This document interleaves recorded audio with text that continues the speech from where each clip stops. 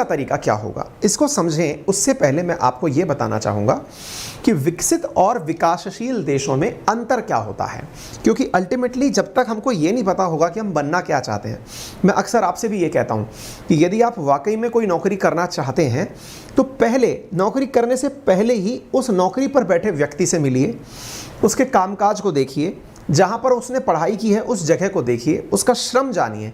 केवल इसलिए कि मेरे मन में सपना आया कि मुझे कलेक्टर बनना चाहिए तो सपने से कुछ नहीं होगा, एक बार जाकर देखें।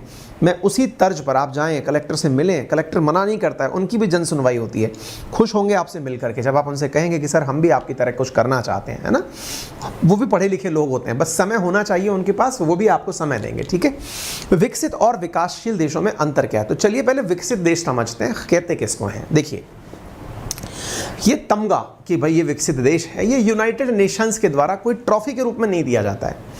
कुछ क्राइटेरियाज हैं जिनके आधार पर यूएन ये मानता है कि ये देश एक डेवलप्ड नेशन है। यूएन की वर्तमान लिस्ट में 36 कंट्री 2020 तक विकसित देशों के अंदर थे, ठीक है। तो 36 कंट्री को जब यहाँ पर विकसित देश कंसीडर किया गया, 126 देशों को विकासशील कंसीडर किया गया, मतलब उनके अंदर अभी डेवलपमेंट हो ही रहा है, इस प्रकार से बातें की गई, ठीक है।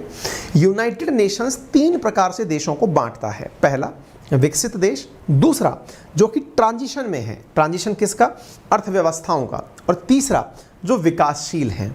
विकासशील देश में इंडिया है, ट्रांजिशन वाले देश में अपने आप को चीन बताता है। डेवलप्ड नेशन के अंदर मैंने आपको बताया 36 देश हैं। अब डिसाइड करें हम इस बात को कि सर ये बताइए कि क्या क्राइटेरिया है। जैसे हमको पता है कि एक एग्ज़ाम के अंदर पास होने के क्राइटेरिया होते हैं कि इतने मिनिमम मार्क्स आने चाहिए या इतना कट ऑफ से ऊपर मार्क्स आना चाहिए तब क्वालिफाई कर पाओगे। ऐसे डेवलप्ड नेशन के क्राइटेरिया क्या होते हैं, तो डेवलप्ड नेशन के 4 क्राइटेरिया हैं। सबसे पहला, देश की जो आय है यानी कि ग्रॉस डोमेस्टिक प्रोडक्शन जो है, देश की राष्ट्रीय आय, सकल घरेलू जो इनकम है वो, सकल घरेलू उत्पाद, प्रति व्यक्ति आय, ह्यूमन डेवलपमेंट इंडेक्स। अब इन बातों को हम थोड़ा आसान भाषा में समझने का प्रयास करते हैं। सकल घरेलू आय, जीडीपी, जीएनपी, ये है क्या, मैं इसको आसान भाषा में अगर आपको समझाऊं तो आप ये